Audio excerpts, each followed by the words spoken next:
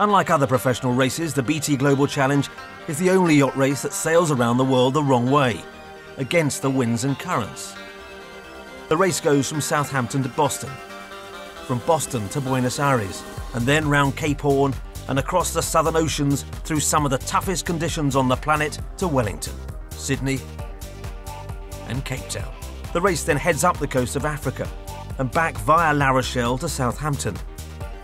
If all that wasn't hard enough, with the exception of a professional skipper, the yachts are crewed entirely by amateurs.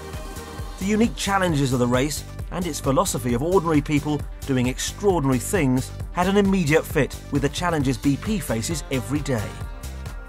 The event also coincided with BP's global rebranding and the birth of the Helios logo that brought together the many heritage companies under one identity. The race was to serve as a point of common focus, highlighting leadership and teamwork on the front line. BP Explorer was born. The leadership task was simply stated: create a high-performing round-the-world race team from a given group of individuals. The crew members apply on a first-come, first-served basis.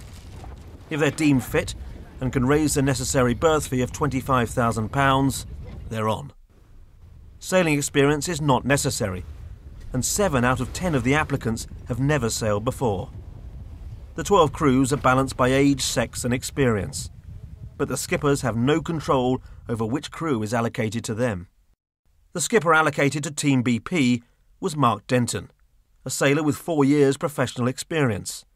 Mark had a good commercial background in managing people that included running his own business at 17 and working as an account executive in London before quitting the rat race to become a full-time sailor. The core crew covered all walks of life and ranged from a pub landlord from Ireland to an airline pilot from Antarctica. The inclusive nature of the race meant it was a perfect metaphor for highlighting BP's positive attitude towards diversity. As well as the core crew of 15, there was also the added dimension of the leggers to consider. The 14 people selected from BP, 2 per leg, who had joined the crew as team members in their own right. BP wanted the leggers to be representative of the diversity within the company, and consequently they were selected from every continent the boat was to visit. The professional skippers, both male and female, were selected from nearly 200 applicants, all fighting for one of the 12 coveted positions in a rigorous selection procedure.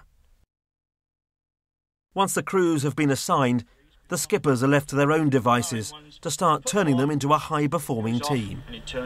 Well, really, I thought there was 2 ways to go about it. The first was just to go in and tell the crew what was going to happen. The second was to understand their motivations first before setting a common goal. Now, some of the skippers chose the first option. I went for the second. I think it was a good move.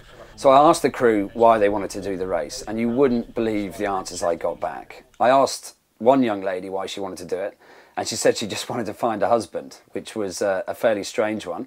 Another just wanted to sail safely around the world and back again. It had been his lifelong dream. So there's a lot of different reasons why they wanted to do it, and off the back of that we set a common goal that fitted everyone's agenda, and that was pretty simply stated: to be safe, happy and fast around the world. Okay, so we got ourselves nice and comfy into the life raft. Well, we were going to have to live in this tin can for 180 days of racing in very, very extreme conditions. So it was quite obvious and it was absolutely essential that we needed ground rules. But again, instead of me going in and telling them what they should be, I really wanted the crew to form these themselves so that they would agree them and live them for the rest of the race. And that's exactly how we went about it.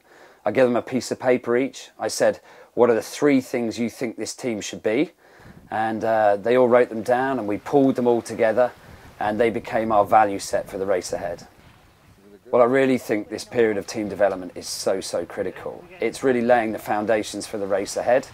And the only way to go about that is to get everyone involved in that process and agree with what we're trying to do. And then you end up with all the people pulling in the same direction right from the outset, and that's important.